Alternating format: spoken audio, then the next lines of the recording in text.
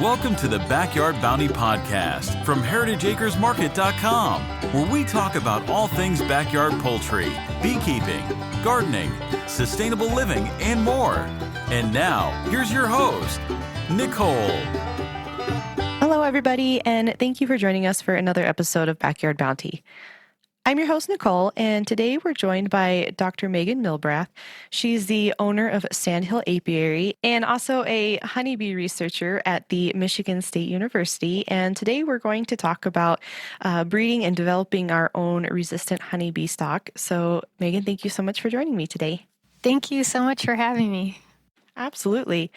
So I'm currently enrolled in the Cornell Master Beekeeper program, which is where I found your information. And they had a section in one of our lessons that you have kind of a process for people that would like to delve into the world of trying to breed their own resistant honeybees. So I thought that that would be a topic that would be of interest to our listeners.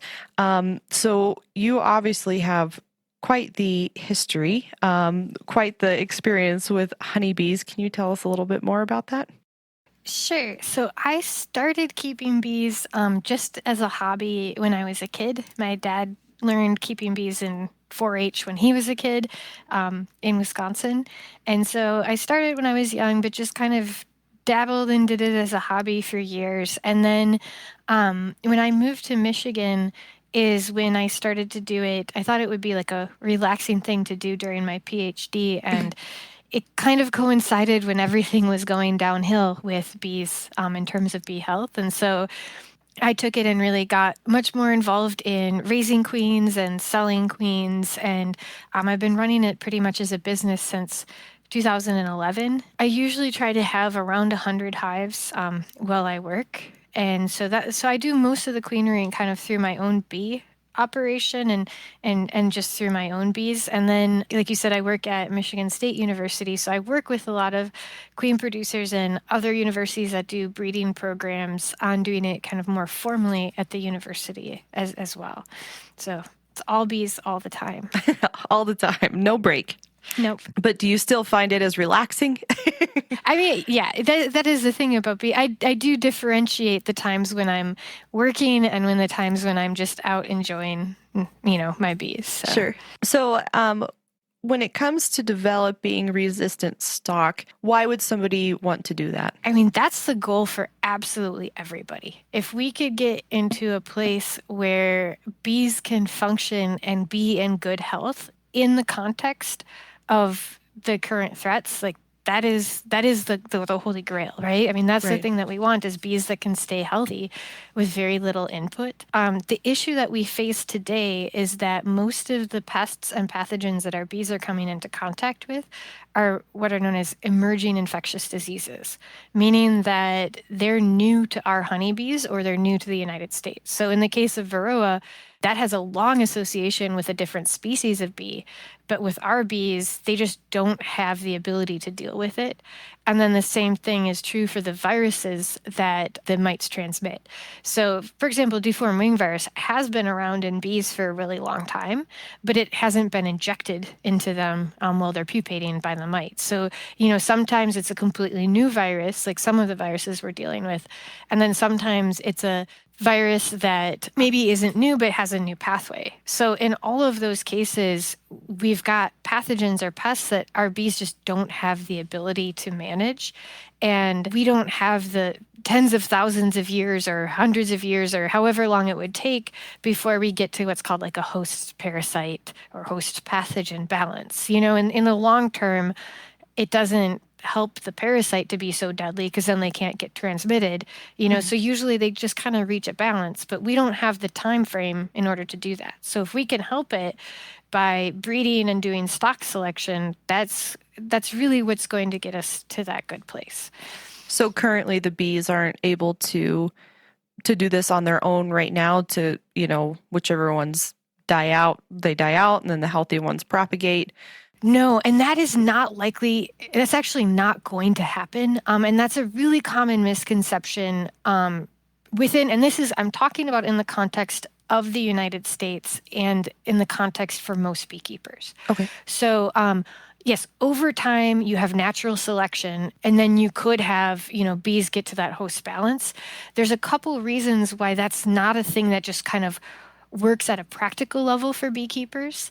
The first one is that natural selection, in order to get that differentiation, you have to have geographic isolation. So you don't, as long as you're bringing in new bees, then you can't get to a point where you have this resistance coming.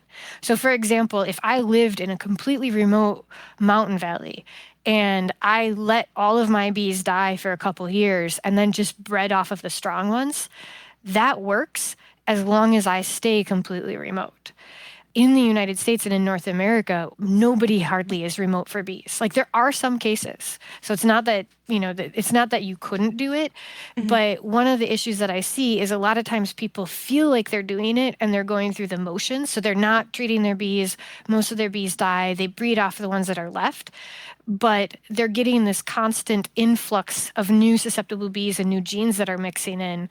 They're not doing it in that case where they can actually really get to a new population that is diverse. And when you say remote, how far, if somebody would thought maybe I'm remote, do you know about what that qualification or standard would be? I mean, it is really far. Like, we tried, I've gone with people to try to set up breeding areas on tops of a volcano in Hawaii, and they were still bees up there. You really have to find a location in which there isn't a lot of new genetics coming in.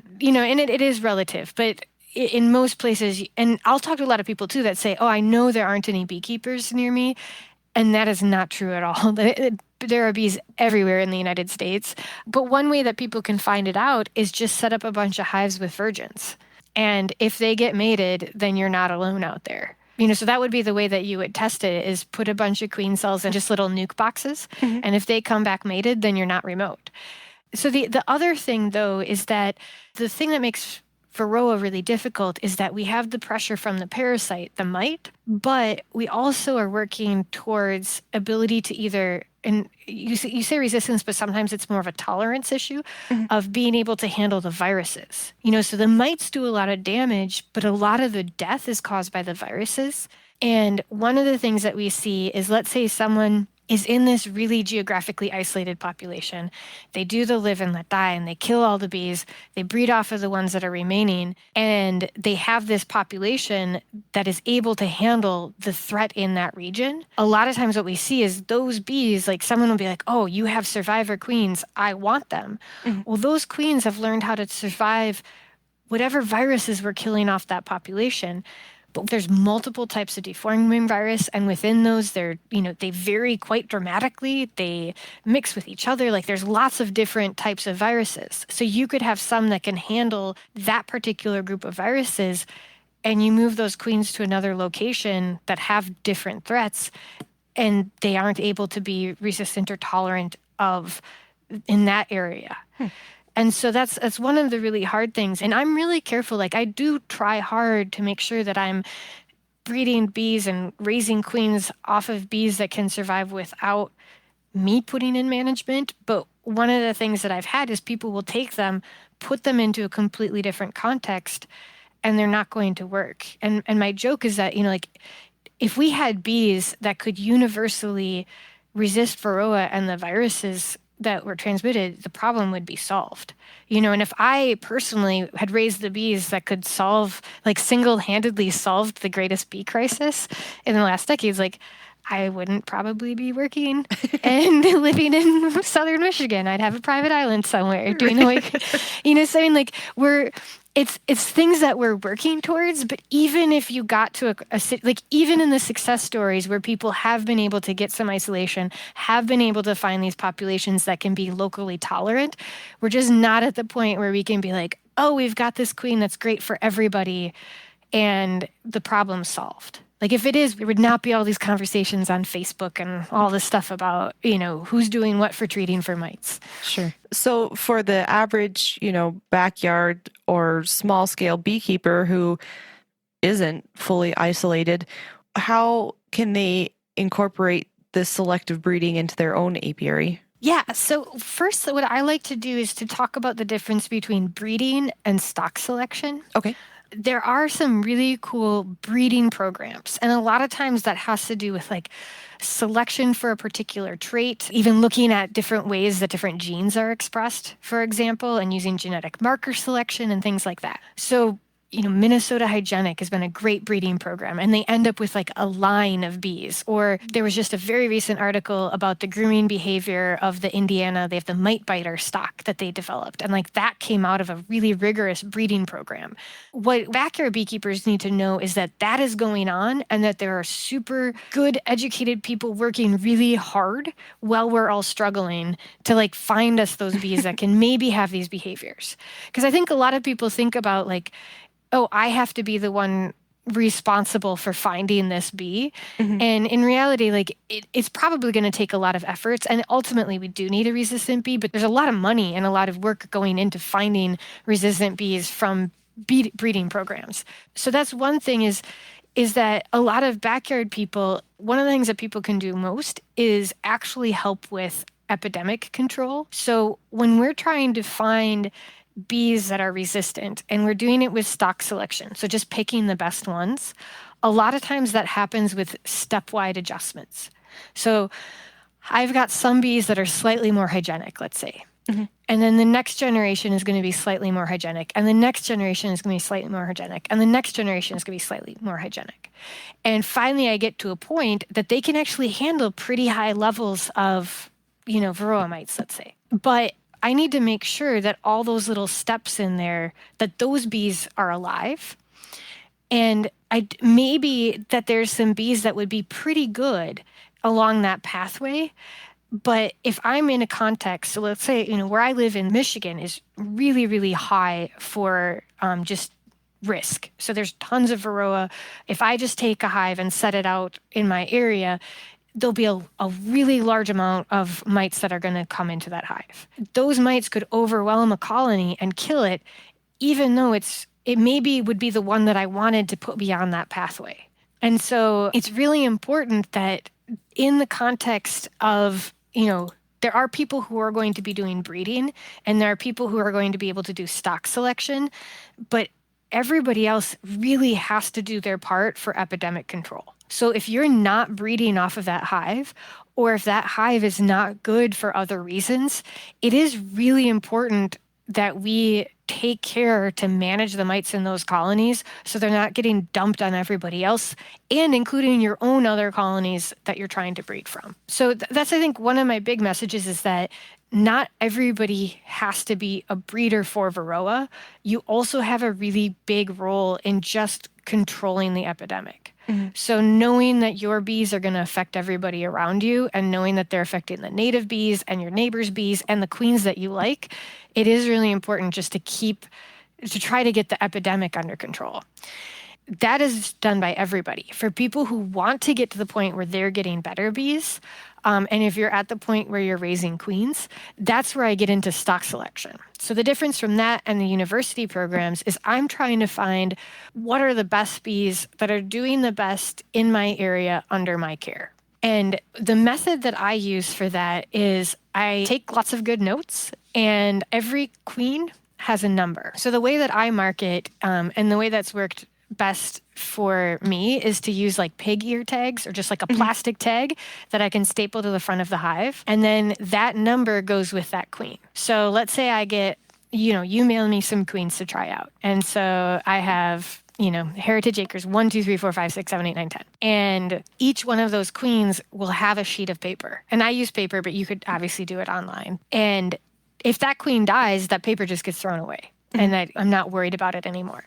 And then everybody has the potential to stay within the program and be a potential breeder queen until, they get kicked out of the program for whatever reason. And so for me, the big ones that are important for me is they have to be nice. They have to make a lot of honey. Mm-hmm. They can't have diseases, which includes being able to manage levels of Varroa. But they have to be able to manage levels of Varroa with having a big brood nest. So that is one of the things is I do record who's split and who's swarmed and things like that. Another mistake that beekeepers make is they're treatment-free through inadvertent control of the brood nest, meaning that you can have someone who, the brood nest gets backfilled and then the colony swarms and it's messed up the whole year, so much so that there's no brood in there, so that the Varroa never grew either. Sure. So I want to have a colony that is on track to make a lot of honey and be good and productive, but also in that context. So if they swarm, they're out of the program. If they have European foulbrood, they're out of the program. If they're mean, they're out of the program. If they made way less honey than everybody else, they're out of the program. So there's many different ways that they can get cut. Mm-hmm. And I do have the sheets that I use for monitoring on my website. What I've done has been modified from the Ontario Beekeepers Association, and they have a ton of materials on how they do their breeding programs as well. So it is really that everybody has a chance to be in. I record all of these characteristics on how nice they are, and then their Varroa counts throughout the season. And the big difference, though, is that, in my mind, there's never a reason to let a colony die. They're animals, and they deserve to be treated with respect. And as much as I want to have that bee at the end that can handle all these things, there's no reason to kill the colony and to let them die. So for me, I think these treatment regimens where you just say, I'm just going to let them, live and let die and breed off of the good ones, for me, I think that's unethical towards bees. And it's also just dumb. It's because it's not necessary. Mm-hmm. What we can do is I can say, okay, I want to know who can handle Varroa. Well, I can use monitoring to see which ones are going to die, but I can treat them ahead of time. And so let's say out of the 10 queens that you gave me, 9 of them, the Varroa mites are getting really, really high. Or let's say, 2 of them swarmed, mm-hmm. 1 of them got chalk brood, and the rest of them are getting really high in Varroa, except for 1. What a lot of people think should be done is you just leave them alone and just see what happens with that 1. But what's going to happen is all those rest of them are just going to dump all of those mites. They're going to be really close by, and they're going to dump them right into that 1. And that's probably more pressure than it can handle. Once those colonies dies, the mites will just migrate into the low mite count one? Yeah, exactly. So there's lots of, and it's not going to be just like a straight march. Right. But there's going to be robbing, and they'll be drifting. And we do know that as colonies are collapsing from mites, that there's lots of drifting of those mites go into lots of nearby hives. And that's why I talk about ethically, it's not okay to kill bees, but ethically too, your actions are going to be increasing the disease pressure for everybody around you. And now we're seeing those viruses show up in native bee populations. And so we've got a lot of beekeepers that are coming in with on the super right track of wanting to have colonies that don't require lots of inputs for mites, but that is a really, really good value, but we have to do it in a way that's responsible. Mm-hmm. And so the way that I'm comfortable doing it, that I feel like is responsible, is that when I see those colonies start getting off track, and I'm like, okay, they're not going to handle Varroa on their own, which is easy to tell. All of a sudden Varroa starts coming, the numbers go up. So then I can treat them, but then I requeen with that 1 good one that I have. So then I'm still only breeding off of the ones that do well. I'm just skipping that whole part of the death and the perpetuating a horrible epidemic. So let's say you have a colony. So I assume you don't prophylactically treat, and then you would test them and don't treat until you're within thresholds. But so once you find a colony that has reached that threshold, then you remove that queen, treat them, and then requeen them from the hive that's doing well? Yeah, so if it's anything that is potentially getting evaluated for being a breeder queen, then I will not treat them unless I know they're getting high. Mm-hmm. But that does come with a requeening. Now, that requeening may not be immediate. What will happen is, let's say I notice they're getting high in July. I'll requeen them, or I'll treat them beginning of July. But then, in August, I'm going to make splits. I'm going to break that colony down into nukes and requeen at that point. So I do want to differentiate, though, that is really important for people raising queens. If you're not raising queens, then there are places that you want to just stay ahead of your mites dying at all costs. But Sure. the thing for you is that you should be purchasing your queens from people who are trying to make better queens. So for me, like, for example, I'll usually get a breeder queen from either a VSH line or so the Varroa sensitive hygienic line, or from the Purdue line, because those are coming out of breeding programs where people have done boatloads of work to make these bees that have these traits. So I want to have those traits in my bees, and I think that they're really important. So I'll set up drone yards with 20 Purdue queens, but I'm going to make them with drone comb, and I want them to get really big so they make lots of drones.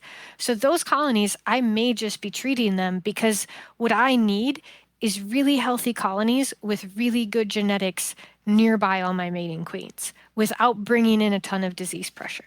So for the backyard hobbyists that, let's say they had a colony where they were wanting to put a new queen in, if we're raising our own queens, which maybe this is sort of taking a sidestep. So let's say I have a colony and this colony is doing great and it's one that I've selected for my resistance program. If that virgin queen goes out and mates with other drones of an unknown source, is that new queen necessarily going to have those traits from our selected colony that we want to move into a new colony? So maybe, but it is really going to be, no, I mean, what you talk about is really, really a big, important part of it. And I think it kind of shows it's not necessarily that we get to an end point. It's a process. So let's say I go through my 100 colonies and I've got 2 that are really good. So I'm breeding off the top 2% and I requeen everybody with those from those 2. I'm going to be right back where I start the next year because those queens are going to go out and mate with 15 to 20 other drones. And we don't know which traits are matrilinear or patrilinear. We don't know necessarily that it's going to come from the queen or from the drone or this particular combo of queen and drone, or that it was just, the emergent makeup of that particular colony. Because the traits that we're looking at aren't the traits of the queen, they're the traits of the group of half sisters and super sisters. And that is going to be unique every single time. So this process of managing disease in the ones that aren't up to snuff, breeding off of our best queens, that happens every year. It's not I went through this bottleneck and now I have it. It's because, it is, you could go through a bottleneck and have a queen that fits a particular isolated location, but you're going to have different genetic makeups unless you're completely isolated. And you're going to have different stressors every year. So maybe I figured out the ones that did the best with this particular virus, but then next year it's going to be a different one that comes through. Just like how every year we have different strains of flu. You have different disease pressures every single year, and you have different weather pressures. You have different, maybe you're in a place where it helps to build up really fast in the spring, or maybe you're in a place where it helps to shut down during a drought. It is really looking at overall what is the most successful animal, who can thrive the best in my area. And that's just going to change a lot. So for me, I don't have a closed, my jokes, nobody's bought me an island yet for a breeding program.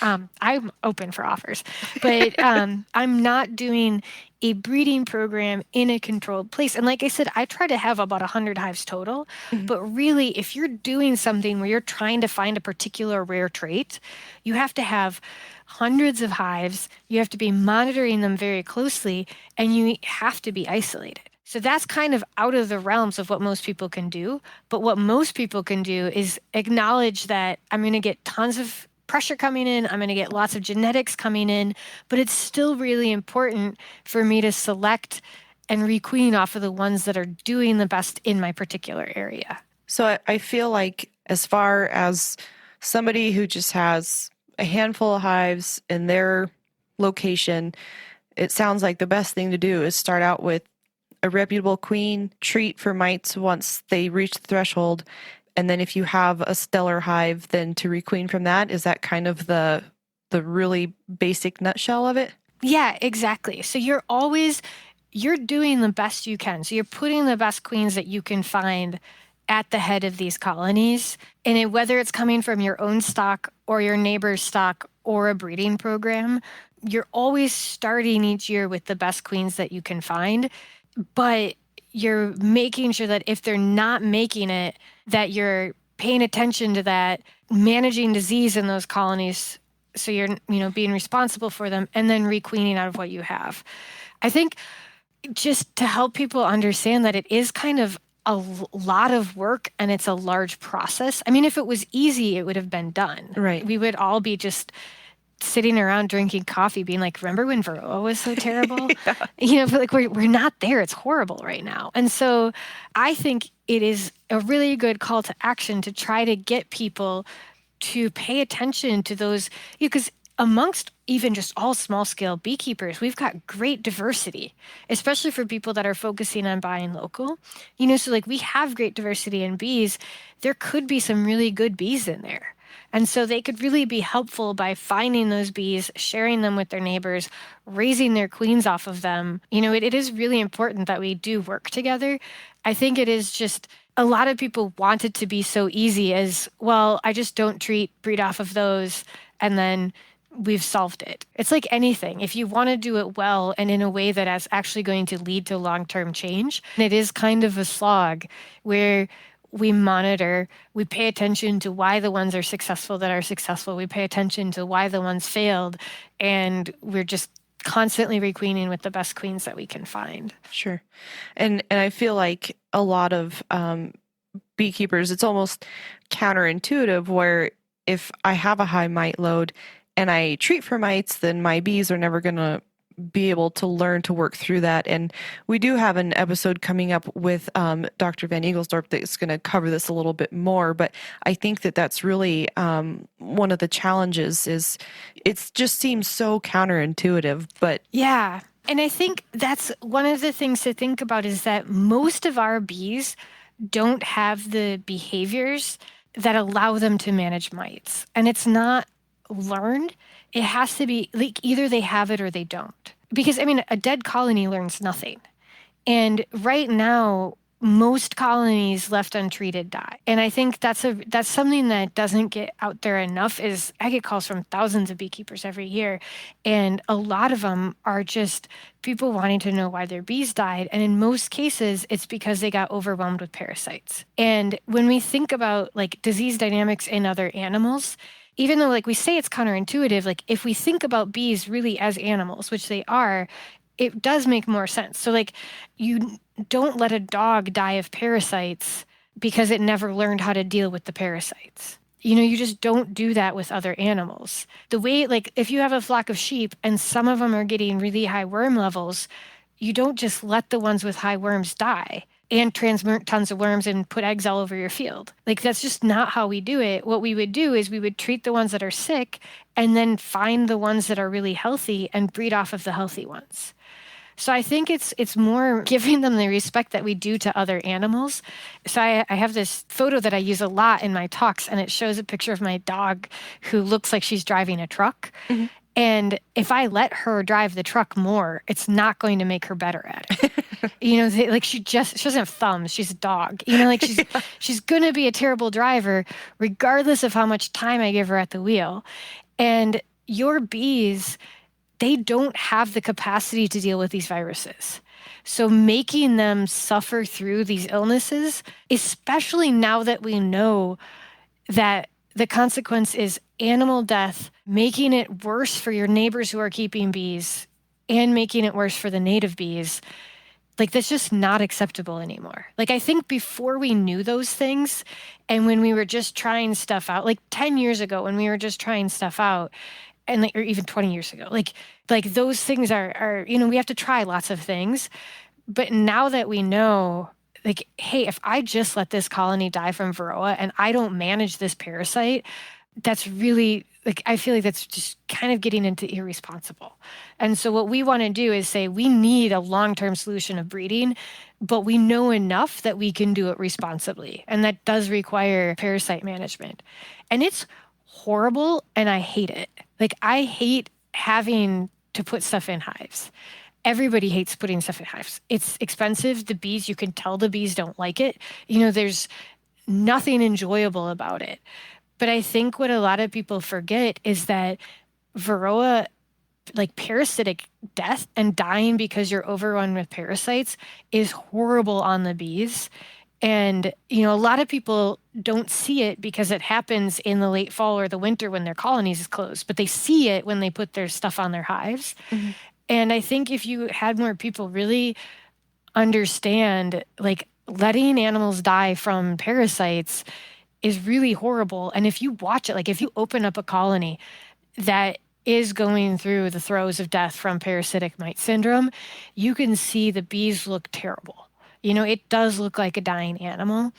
And I think a lot of times when people are so focused on like chemicals in, treatment free, all of that stuff, that they forget that like the real success story is whether or not your animal is healthy. And if it's healthy because you live in an area where there's no disease pressure, that particular year, and you don't have to do anything, that's awesome. And if it's healthy because you live in that area and you did, dances around your hives and you swear that that's what caused your luck, like that's perfect too, But if you live in an area where the disease pressure is really, really high, you may absolutely want to never put anything in your hive ever, but you do have to weigh that with the fact that your bees are likely not going to be able to handle that parasite pressure. And so knowing that that's the context in which we're keeping bees right now, like that's just at this moment. We are in an epidemic of this. Like we are in peak epidemic right now.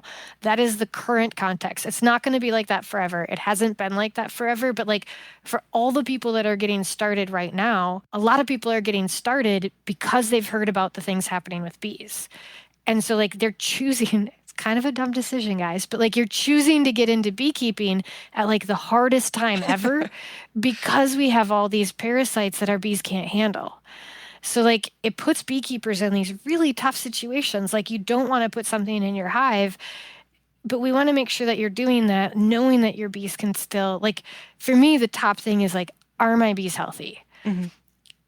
And if I don't want to put stuff in my hive, I'm saying I'm going to do it in the short term, but I'm also doing it in the long term. And if you can't be a breeder, you can support breeding programs.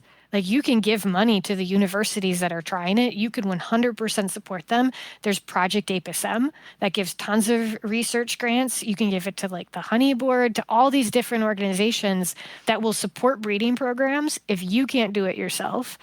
So I think a lot of people feel like they're helping by letting their bees die and by not treating, but sometimes you can actually be making the epidemic worse. Well, especially if you're affecting the native bees too. I mean, that's certainly something to consider. Right, and especially because a lot of people like we get into beekeeping because we love honeybees, but also like I mean, it's you can't not love the native pollinators. Mm-hmm. I mean, they're really like honey beekeepers usually are also well supportive of the native pollinators.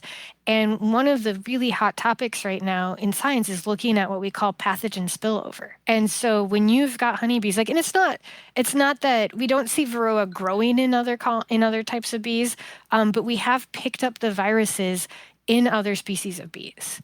And so I think it's really important to know that like, yes, we are all adults and we are making decisions for our own animals, but we're not doing it in a vacuum. We are doing it knowing that when our animals get sick, and we're doing this in this context of this huge epidemic, that we are actually going to increase the risk of transmission to everybody around us. I'm just like taking it all in, because it's a lot to consider. I mean, I know when I first started keeping bees, I was like many people that were, kumbaya, let nature sort it out. And I love the bees and I want the purest honey and the healthiest bees and everything. But I'm starting to learn that might not necessarily be the best thing for the bees. And really, that's what it comes down to. And so I've been trying to learn all sides of this story so that I can make the most educated decision. And like you said, I don't like the idea of putting these foreign chemicals into my hives, but I also don't like the idea of promoting the spread of disease to native bees and harming other beekeepers in my area. So I think that a combination of timely mite treatment, not prophylactic, but treating only if they need it, combined with a good development of a resistant stock is really the best, kind of the best combination of both worlds. And in today's, not society, because it's, in today's world of bees, that's just kind of, whether you like it or not, it's just kind of what needs to be done. Yeah. And kind of two things that you said there. So one is, I think everybody gets into beekeeping not wanting to put things in their hives. Like, there's nobody that starts beekeeping and being like, man, I want to be a treatment beekeeper. Right. Like, give me some synthetic chemicals. Let me dump that amatraz in there. That is why I'm into it. That's just not a thing. And so everybody starts in. And what usually happens, so what I see in my job, because I do have a position with Extension, so I get to talk to beekeepers all over. And what I usually see is that people will get a hive. They will not treat the first couple years, or they'll not treat sufficiently. So some people do treat, but what I'll say is they don't manage parasites the first couple years. So they don't have Varroa under control for about 3 or 4 years. And then either they quit beekeeping because it's expensive and disheartening, or they start taking Varroa seriously at around year 4 or 5. And that's really heart-wrenching because those bees, that's a lot of dead bees. It's a lot of bee suffering. It's a lot of making the epidemic worse, but also that's heart-wrenching for those beekeepers. That's a lot of money. That's a lot of them dealing with, feeling failure and watching their animals suffer. And if we can get to the point where we have more realistic messaging to people coming into it and saying yes, you should not be putting treatments in willy-nilly, but the real scenario is you will likely have to. And if you don't want to put treatments in beehives, then you need to wait until we've got a better handle of this epidemic. Mm-hmm. Maybe it's just not now is the best time to keep bees. Maybe wait until we're further along in this breeding program. But most people who get beehives and set them up in their yards, that place that they chose to keep the bees is a place that has high disease risk, just because we're just in the midst of it. And so if you're getting into it, yes, it's great not to want to put any, nobody wants to put stuff in their hives, but realize that you are making the choice between bee health and doing that. Mm-hmm. The one nice thing, though, is we have monitoring. So we don't have to wait until bees die to know that they're at risk. So if you can take the time to learn how to do an alcohol wash or how to do a powdered sugar roll, and there's tons of resources on those, that makes the biggest difference. And I can tell you, hoping that your bees don't have Varroa is a totally different scenario than knowing that they are free from parasites. Mm-hmm. If I go out to the bee yard and I do a sample and I don't have any Varroa, I can sleep well. If I go out to the bee yard, I don't do a sample, I hope they don't have Varroa. It's probably not going to be the case. And so if people are really adverse, people should be not wanting to put stuff in their hives, you really have to get on with monitoring. And if you cannot monitor, paying attention to your bee club. So let's say I've got 2 hives in my yard, and I will be the first to say that monitoring is hard. I didn't really realize it because we do it thousands of times per year, so for me to take a scoop of bees is second nature. And then when I watch people getting into it, I'm like, oh yeah, it's actually really hard to do, and it's clumsy and it's frustrating. So if you can get to the point where you are comfortably monitoring, that is the best thing you can do, because then hey, this colony legitimately doesn't need treatment. This yard is not at risk. My bee yard is not under a bunch of disease pressure. Or, holy cow, this yard is really struggling. I need to do something quick before I'm a, nuisance to all these other bees. Or, whoa, this colony is just on the verge. I'm glad I caught it. Let me treat the diseases so that my animal can be healthy. So, the monitoring makes a huge difference. If you can't monitor, which there are lots of beginners that cannot do it, it doesn't keep you off the hook for keeping your bees healthy. If you can't monitor, you can pay attention to what's going on with your neighbors. So if my neighbor is I tried to monitor, I got 2 bees in the scoop, I got stung up, I hated it, but they can go to their bee club and say, hey, what levels are you guys getting? And everybody's like, oh, I'm at 0, then you're fine. If you got 4 people that are saying oh, I saw 6 mites in my sample, then you can be like, all right, I have enough local data to tell me that the disease pressure is high in this region. So you mentioned that on your website that you had a queen selection form and some other resources. Yeah, so I have an education tab because I know there's a lot of information and it is a really complex topic. So I have an education tab. It's sandhillbees.com, and that has kind of an outline. It's called Towards Treatment Free, that describes kind of what I've been talking about, is how we work towards having better bees, but in a way that is more responsible. And then for people that are interested in trying it, there's a bees tab. And on that website, it talks about how I select the bees, and it also includes like the forms that I use. So if people want to just like, you can make whatever data form that you want for selection, but it's sometimes nice to like edit off of one of someone else's draft. The other website that I work on is we have one that's called Keep Bees Alive. That's really focused, so it's keepbeesalive.org, and that's really focused on getting people to monitor. So not just hoping that they don't have mites, but knowing that they're doing their part and that in controlling the disease. The one point that I do want to make is there is a huge world of difference between treating for mites and managing disease. It's not whether or not you put something in your hive, it's whether or not your bees are healthy. One of the biggest things that we see is that people will get to the point where they realize that they have to do something for Varroa, and a lot of times they'll do something that is too little too late. And then they'll be like, well, I treated and my bees still died. And like a lot of times they'll just do, it'll be something much too small. So it's not whether or not you are treatment-free or treating, it is whether or not your bees are healthy. Sure. So if you only have to do a little bit to manage disease and your bees are healthy, yay. If you have to do a lot of work to manage disease, that might be the scenario that you're in. But if your bees are healthy, that's the important part. And then you can always just requeen them with ones with better genetics if you want to work towards that end of us having better bees. So the monitoring really helps, and that website, the keepbeesalive.org, really helps push that message that we need to keep bees alive through this process. We need to make sure that we're managing disease as we work towards having better bees.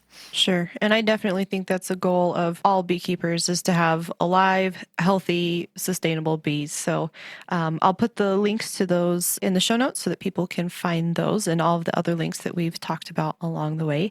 And Meghan, thank you so much. Thank you so much for having me and talking bees and for educating other people about bees. It's wonderful. Absolutely. I really enjoy your expertise and sharing all of your information. Thank you.